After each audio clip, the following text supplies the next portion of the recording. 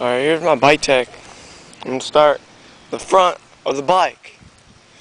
Okay, well, you have to be trendy and get those ODI long dicks.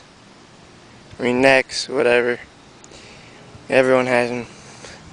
So I thought I'd be one of the cool kids and have them. Yeah, my handlebars are a Sunday Victory bars. They're bent. My stem is a profile push.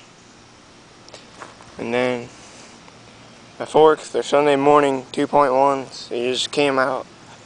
My front wheel, profile mini, laced to a 7K. And now I'm working my way down a bike. And my headset, it's a Kink, BMX, whatever it's called. My frame is a Sunday Forecaster. My sprocket is a Tree spline drive. Cranks are Sabrosa Bitchins. My pedals are RCJC PCs. My seat post and seat, they're pivotal, as you can see.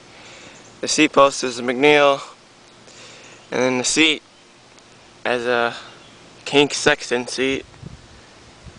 Then my chain is one of those stock Z full links because I got tired of a half link because they break too easy.